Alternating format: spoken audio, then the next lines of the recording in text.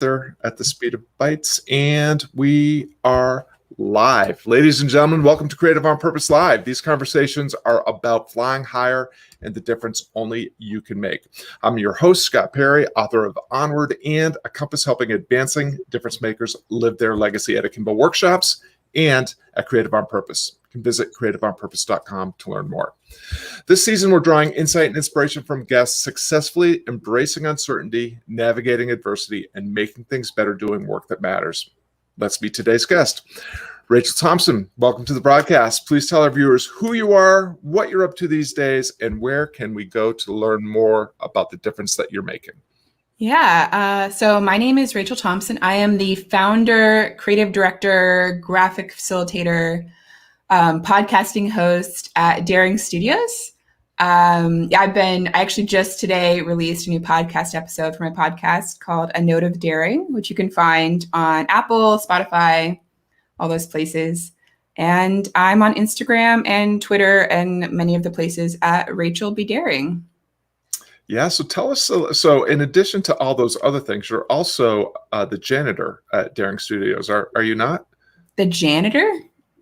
I am all the things at Daring Studios. All the things. I am all the things. I do all the things. Yeah, well, that's one of the reasons why I'm excited to speak with you today is you and I are both very much independent professionals in our domain. Mm-hmm. And that enterprise brings a lot of freedom and also a lot of fraughtness. And I'm looking forward to unpacking some of that with and for you today. So give us a sense of what's the difference that you're making at Daring Studios. I have a dog. His name is Devin. He barks when people come by. So I guess one thing I do, I'm probably just going to talk over him. One thing I do is help people design, and I facilitate events that encourage engagement and using visuals to help just really create interesting and interactive and meaningful events. Mm-hmm. And I just want to have interesting conversations about topics that are interesting, like people and how people interact and societies and systems and all those things. Yeah. So design is one of those things that we don't really pay much attention to unless it's being done really, really badly. And mm-hmm. Of course, in the digital age where knuckleheads like me have access to Canva and all these other design tools, we tend to design a lot of things on our own. So I'm just curious about, how has the way that the access to digital tools around design changed your business, if at all, and maybe how have you leveraged the fact that everybody can, but not everybody should, to build your business? So I think a lot of that stuff is graphic design, which is its own set of things. Like, a lot of the tools like Canva you're talking about, they have the templates. And so they give you kind of the boundaries.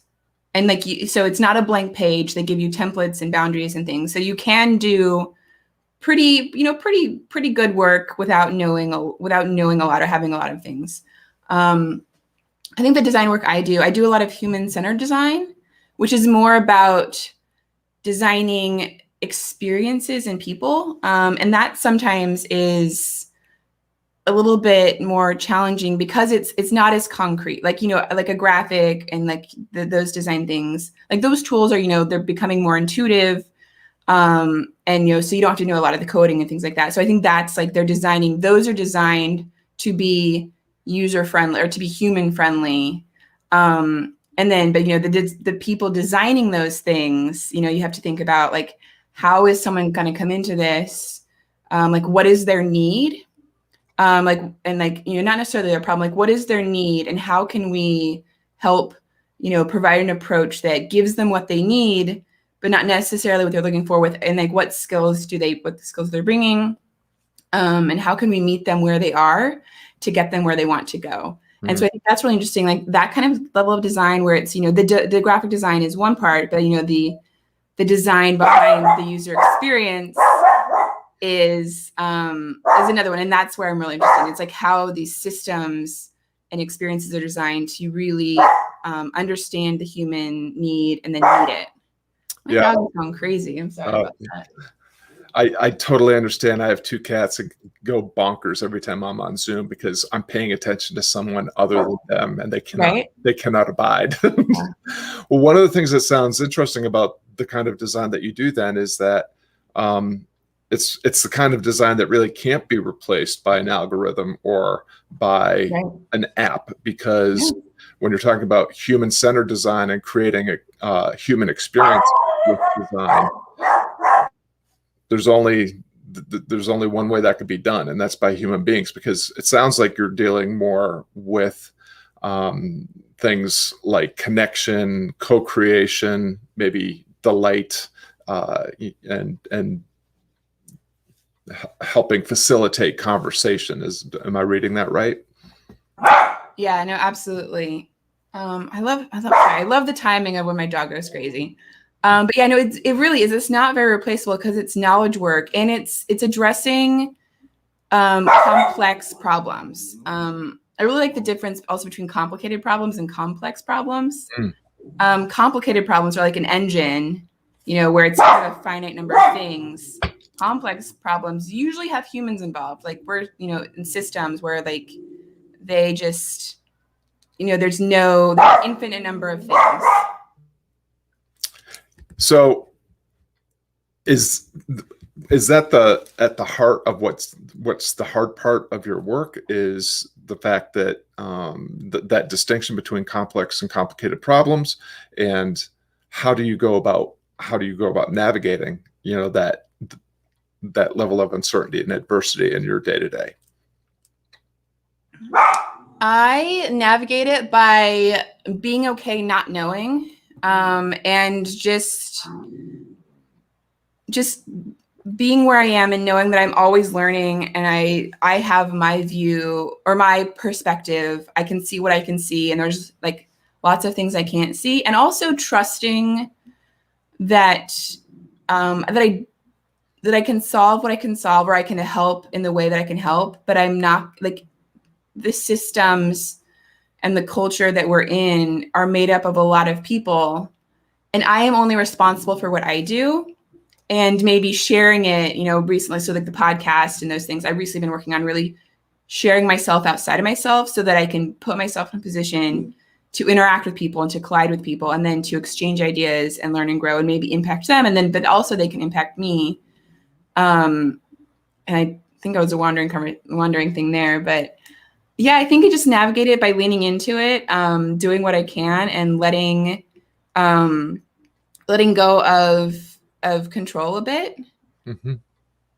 Yeah. Well, so you're sounding very stoic at the moment, actually. Because we can't, that's the thing is, and I think the pandemic has taught us all this, like there's really not much that is guaranteed, or that is there's actually nothing that is certain or guaranteed. What we control is our ability to frame our situation, and then frame the choices in front of us, and then take whatever action it is that we think will best influence the outcome that we seek to make. And so I love what you're saying around showing up without attachment or without expectations, and just kind of being present and being with the people that you're working with, so that you can kind of co-create the future or the possibility that you can step into together. So I love all of that. And you've been doing your own thing for some time. Is that correct? So again, timelines are fuzzy sometimes. I officially started my doing studios in 2016, but there was an overlap of kind of the ramping up and just starting to do, I guess, freelance work, and thinking about what I wanted to do, or just like it's the transition. And it was like maybe over a year or two, and then I also at that time, the first year, I was really working part-time at a company, doing internal internal work, really like all the internal things at this company.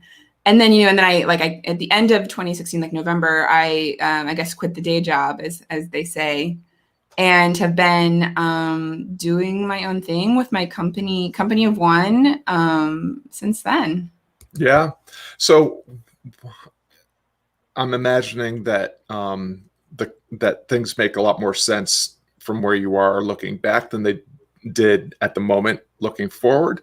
So what were some of the highlights of, like, when were there moments of like epiphany or ahas or just moments of clarity, or was it just a slow unfolding over time? It was both. It was, things were the same until they were different, and also changing along the way. I do remember a couple different like moments. There was one moment where I didn't want to do what I was doing in the job I was doing. And I'd been doing this like other stuff on the side for a while. But, I had the moment of I was like, do I quit? But I was like, I didn't have the financial stability to just do my own thing and whatever. And so I had the moment of, oh, I could just ask to go part-time, take a pay cut and then go part. But it was in that moment, I was my mindset shifted from the very binary, oh, it's like all or nothing. I'm like, I can just ask. They could say no, and I could readjust, but they didn't say no. And I actually worked for another, I think, year and a half in a part-time status. Again, I was also not giving away my work, but I was doing some HR and accounting things. So I was I can do them. And I like doing them for myself, but for this was a small consulting company. It's not my passion. And they hired an HR person. I was like, take these things. I don't want them. But I also didn't want to I didn't want to have the full-time work just to be full-time. I was like, I'll just go half-time. So that was one moment of epiphany where I was like, I can just ask to go part-time. And then later, it was just a moment of a couple years later, I think, I was like, I am ready to leave this part here and, really jump and trust that I will be able to take care of myself. Yeah. I had no idea what it would look like. I still don't know what it'll look like. It looks like what it will look like as I go along the way. And I'm okay with that. I just trust myself. Yeah. Well, that's been a big theme of this season. It seems like every episode I'm referencing my favorite Goethe quote, which is, as soon as you trust yourself, you'll learn how to live. And I had that. So interesting side note. I think there was I talk about this in my podcast. I had that moment of really trusting myself. And it was also flipping from trying to fit in to wanting to belong in middle school, which I have since realized is rather early than most people. Earlier than most people do that, have that moment, if they do.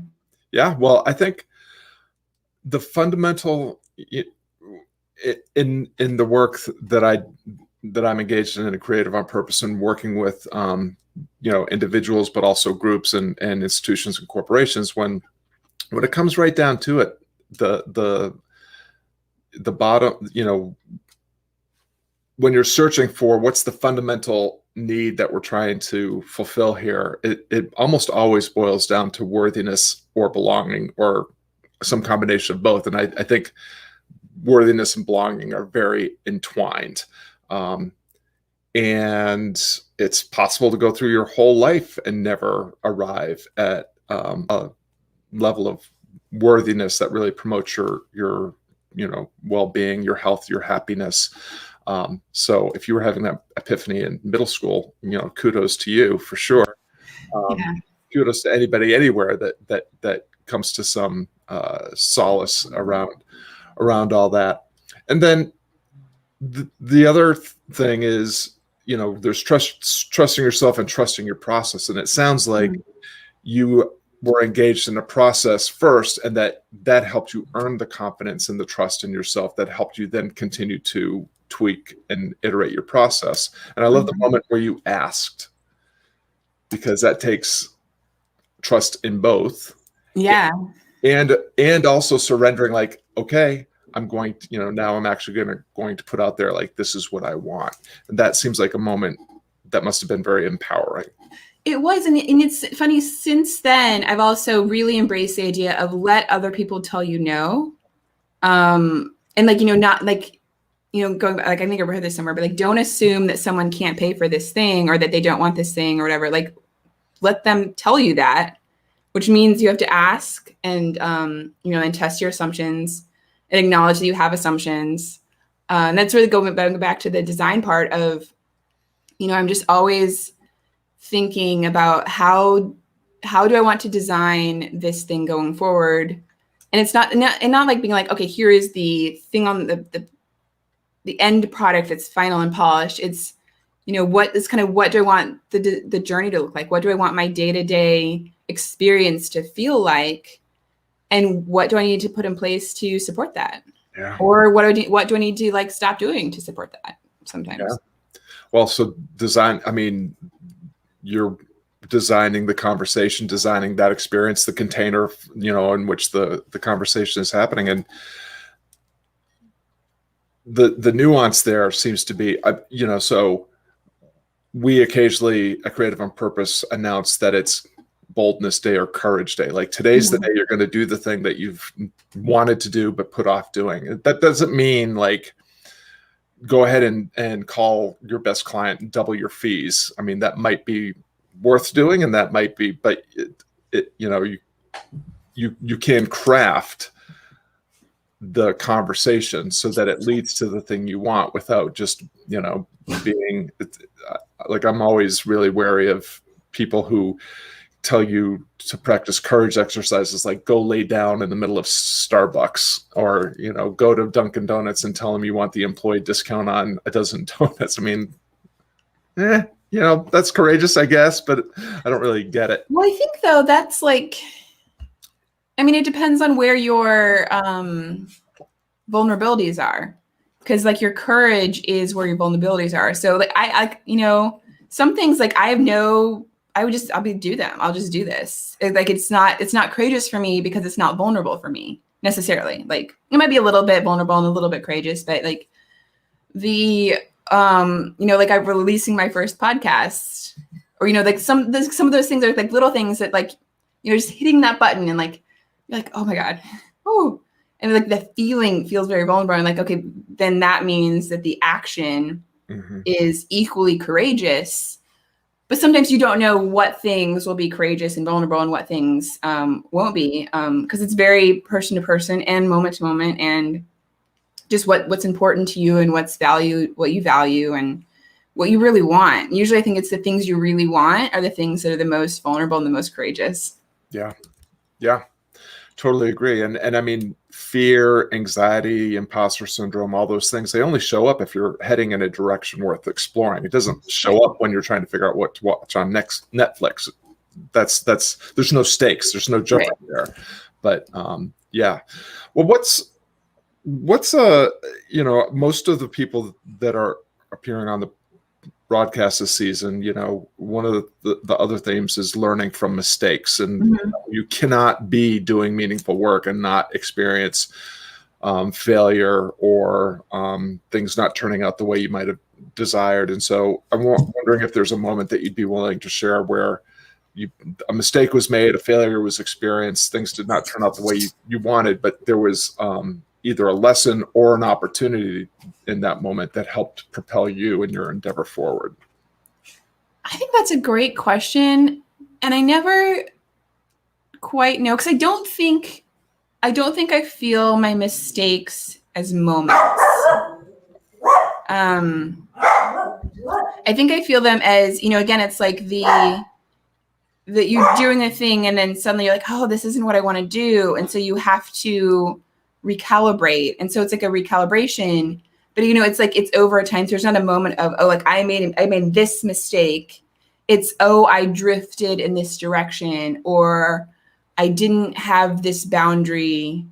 And so I betrayed myself in a little bit of a way. And like, I can't really go back and like change that specific thing. Sometimes you don't want to, but I feel like it's more of a collective of learnings, from little moments that like I might do differently now, but it's hard to remember, it's hard to remember them because they're like kind of meshed together along a continuum or along a continuum of time or whatever.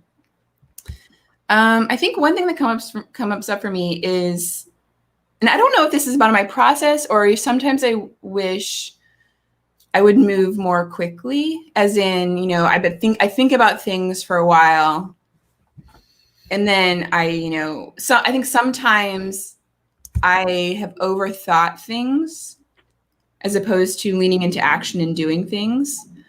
But I think that's, not a mistake, but that's just a tendency that I wanted to change. And so I've been intentionally aware of that and just acknowledging when I'm doing it. And sometimes like acknowledging that means that I like, okay, I can either do the thing or like just let it go and like all those things. I don't know if that quite answers your question, but no, I love that, because sometimes, well, you brought up another layer, which is, or another version of the question, which is the missed opportunity, can also be perceived as a mistake or a failure. And what you're pointing to feels like acknowledging that something happened and seeing, and then not letting acknowledgement turn to the attachment that turns to, inertia or, and getting stuck or whatever. It's like, oh, here's something that happened. That's interesting. And now here I am in this new situation, and all I really have to do is decide what to do next. And that does feel like, I think you might have said something around like not making decisions quickly enough or not moving fast enough. I can't remember exactly how you framed it. Yeah, but I also think that I also realized that that's kind of how I do things. I just moved from DC to North Carolina, and I had been thinking about moving for like a year and a half or something. And then, but then there's a moment where I think about it, and then there's a moment of, okay, this is happening, and then it happens pretty quickly. And looking back, I've done that multiple times. Like I kind of did that with during studios, with starting my podcast, with a couple like just I don't know.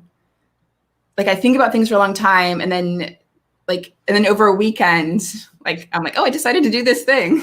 Yeah. And so I like, it's things like, the 10-year success story, the 10-year overnight success story. It's like the long thought process and then this sudden action, but it's not sudden.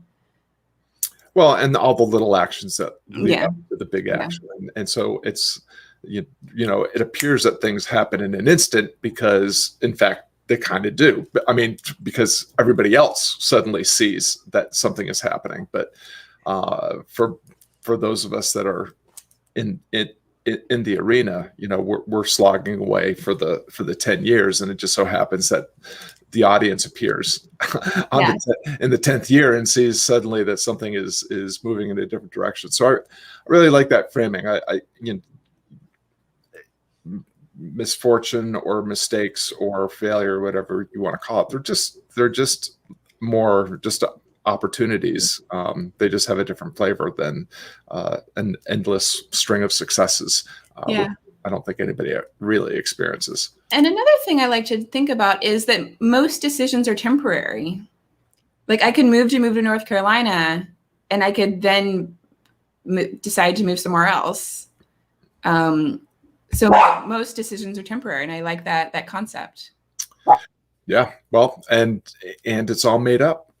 We're so I love that. Well, we're coming close to the end of our time together. Rachel, our friend Eve is in the audience. He has a point of view about what we're talking about, saying that's a pivot point where we reorient your personal ship of state. I like that framing.